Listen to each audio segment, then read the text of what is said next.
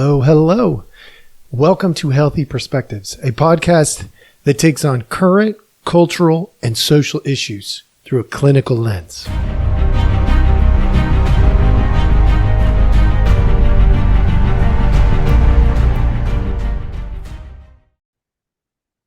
Hello, hello. All right, welcome back. Thank you so much for joining us. As always, we appreciate your time.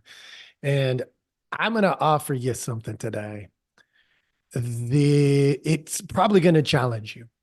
I have been fortunate or unfortunate, depending on how you want to look at it, enough in my world to have had intimate personal interactions with people who are living on the street, all the spectrum, all the way up to the what we would call the super elite. Now, accessibility for me has been a lot easier with people who are in poverty, who are barely getting by. They have struggled with all kinds of stuff. And there's something that I think is really important. The punchline: what's wrong with the super elite? That's the punchline. You may have no clue what you're about to walk into if you listen. So thank you for joining us. And that's the question we are going to answer, or at least make an effort to answer today. So hang on for the ride. This is going to be interesting. For those of you who have mingled with the super elite on occasion, or maybe if you are the super elite, I would love to hear your feedback. Please tell me where I get it right. Tell me where I get it wrong. But I'm going to give you a vantage point for some of you that you've never had. You've never walked through this door of working with, in an intimate way, with a super elite. All right. Now, what do we mean? I'm going to define what super elite is first. The super elite, as I would define it, are the people who do not interact typically with people outside of the elite and super elite categories. They may claim to, but what happens, there's this weird phenomenon that occurs. And we've seen this. There's plenty of research on this. I don't need to get into a ton of it. I've actually done some information. I've put out some information on previous podcasts about this very specific thing. But I ran into a conversation over the weekend, and it has reminded me of something that I have not articulated in here. And I want to get after that. But the super elite are those that create bubbles around them. So for instance, if you were in the super elite class, you're talking about economically well advantaged, meaning your kids probably fly in private jets. If you have kids, you definitely fly in private jets. And they probably belong to you. The private jet does. Okay. That is a super elite behavior. You don't see that. You see it a little bit with the elites, but not a lot. The elites that ride in private jets are often riding in a jet that belongs to somebody in the super elite class. And there's a little bit of overlap there. And sometimes maybe even a fair amount. The problem is the super elite almost never go beyond the elite class. They just don't. When's the last time you saw somebody in the super elite class cleaning the street, picking up trash?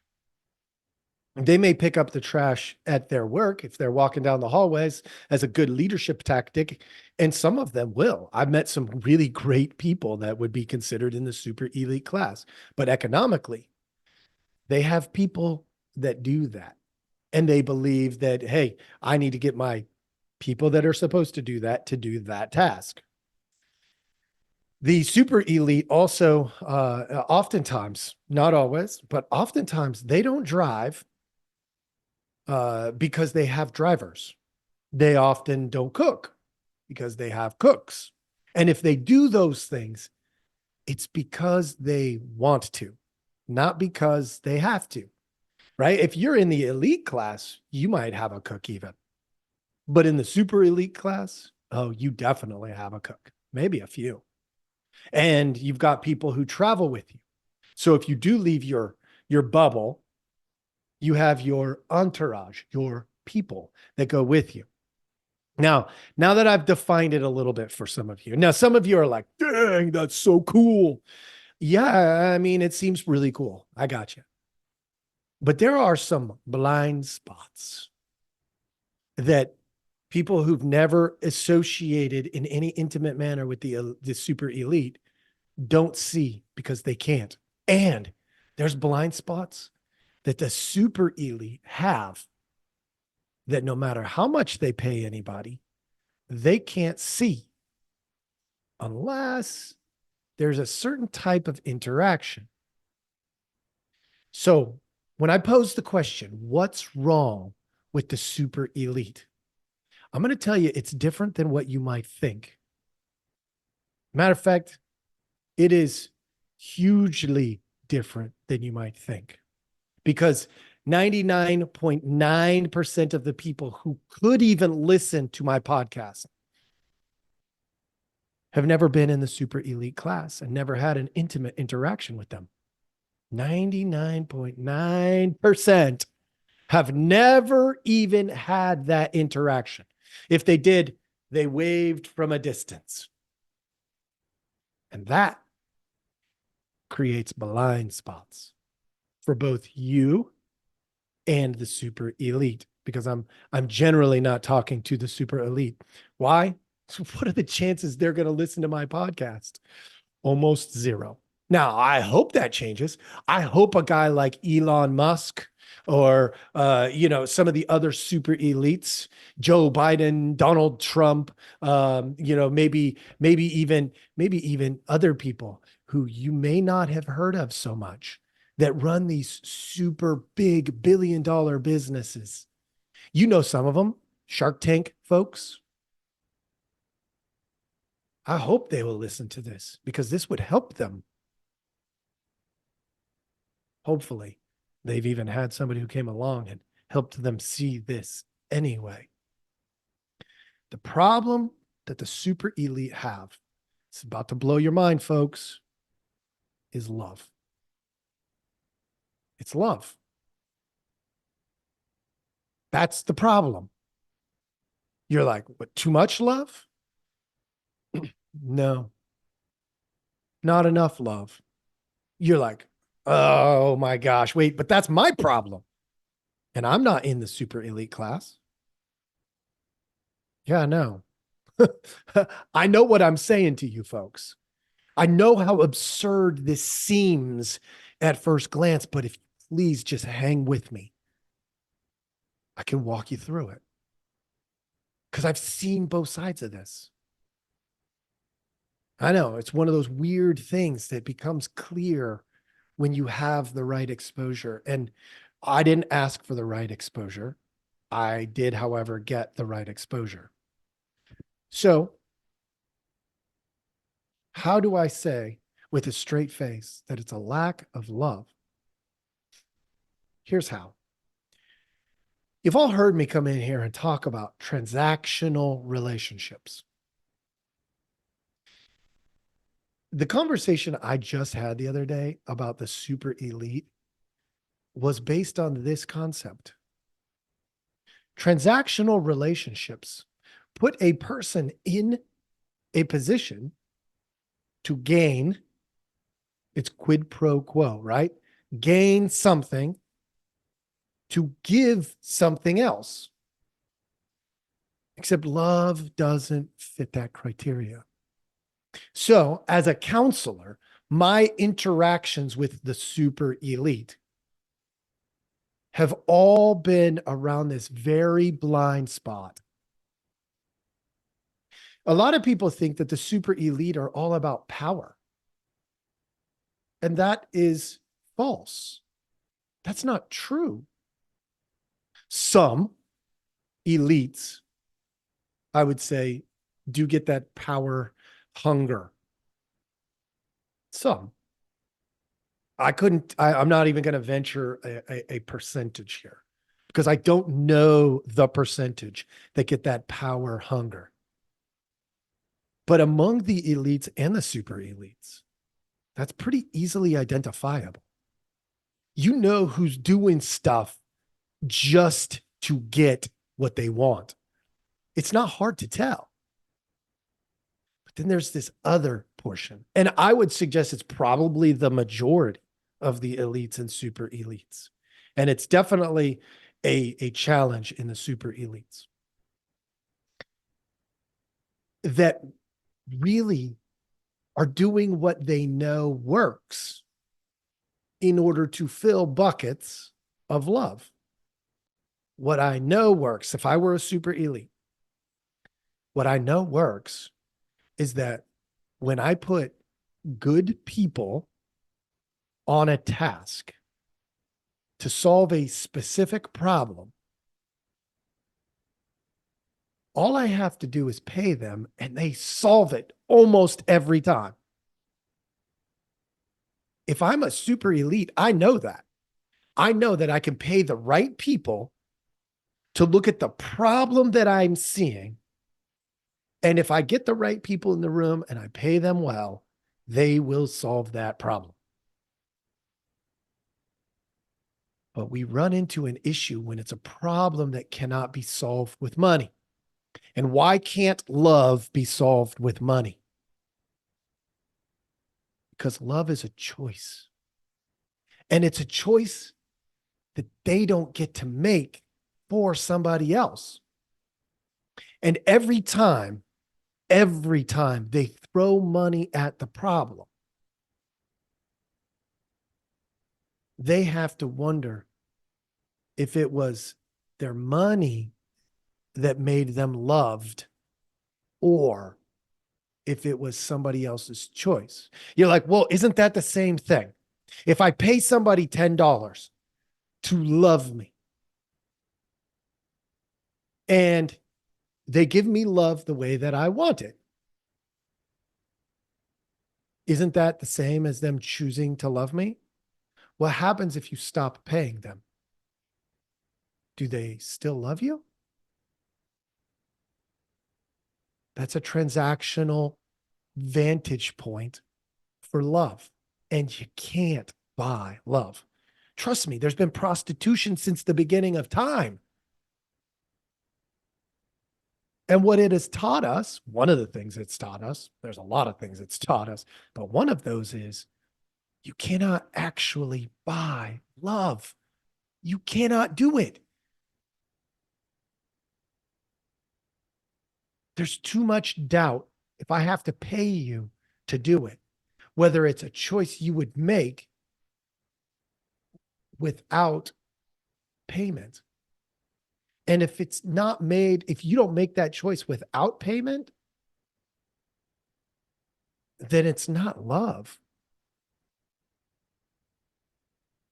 Plain and simple, it's not love. Love is chosen every single day. And if I choose to love you,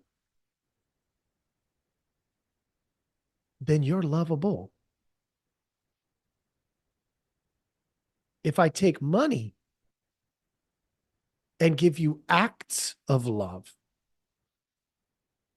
as a quid pro quo, I'll give it to you, you give it to me.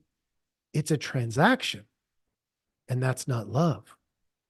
So, what's wrong with the super elite? They have learned to make most things transactional. And they are left feeling completely unfulfilled in this single, most necessary category. As relational beings, we seek love of all kinds. You've heard me talk about it in here, the 7 loves. You want the love of your romantic partner. You want the love of your family, of your friends. You want that playfully flirtatious love.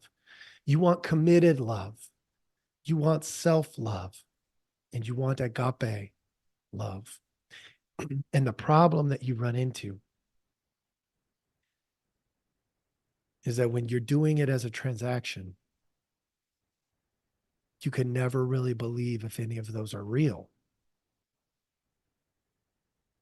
And it creates a loneliness and a sadness that's very real, as real for the super elite as it is for anybody else on the planet, because it's a human process of being loved because somebody chose me, not because I did anything spectacular for them, not because of my private jet, not because we have a swimming pool at the house.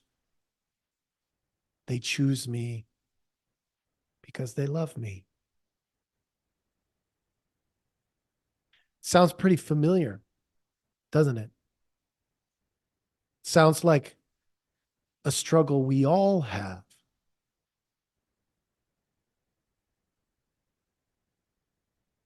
My hope for you today, couple things. Number one, I hope you have more empathy for the super elite because their struggle is real. Imagine having a family and having so much money and so much safety and comfort in things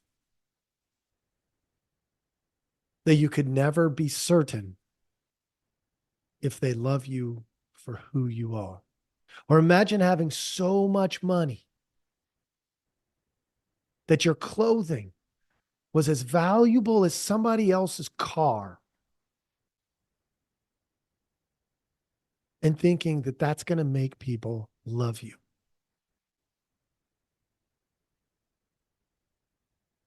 Could make people treat you a certain way, but it cannot make anybody love you. And that's kind of one of the challenges that goes on in the super elite class. Even in the elite class, this goes on to a great extent because our system teaches that transactions equate to results. But not everything in life is transactional. Spending a quality time with your kid, it's not about the transaction. It's about the time. It's about the presence. It's about love.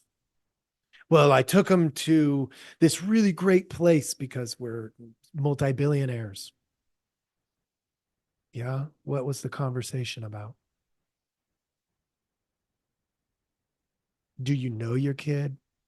Do you know your parent? Do you know your friend? Well, yeah, I know all kinds of stuff about them. What do you know?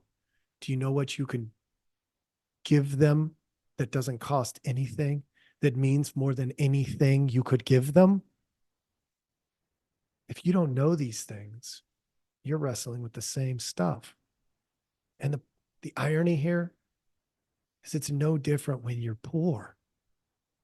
I got nothing to give you. Think about that mentality. I've got nothing to give you. Why would you love me? And if they choose to love you, you question it because you've got nothing to give them. And yet, if they make that choice to love you anyway, you're lovable. You've heard me say it in here before. Love is an offer and accept proposition. It's not a transactional proposition. I give this to you because I love you. Do you accept it? Then you accept my love. If you offer me something in return, no matter what it is, if I accept it, it's love in return. That's not transactional. It's an offer accept. It's not an agreement to quid pro quo. There's a slight difference in there. The offer accept versus any potential negotiation.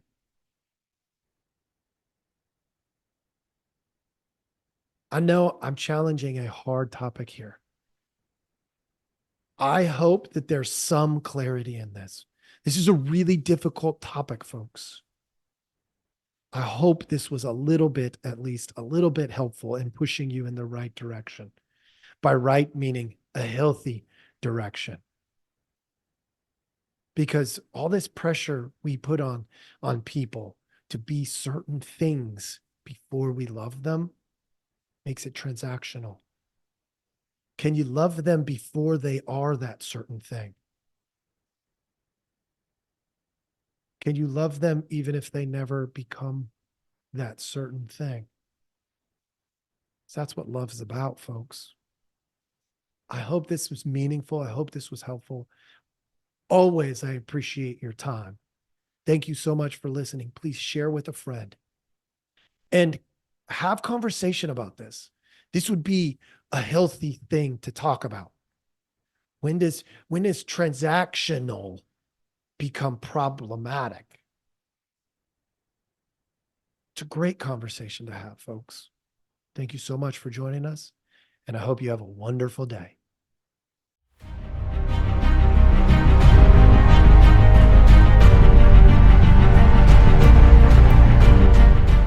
Hey, everybody. Thanks for listening. We appreciate our audience a lot, so we give you some simple ways to track us down. Please like, subscribe, and follow all the podcasts on different platforms, but you can also email us at healthyperspectives@protonmail.com, or you can check out our website at healthy-perspectives.com/podcast. It's a backward slash. So if you want to go to our landing page, if you go to healthy-perspectives.com, you'll still find us. You just got to click on the podcast button. Thank you so much.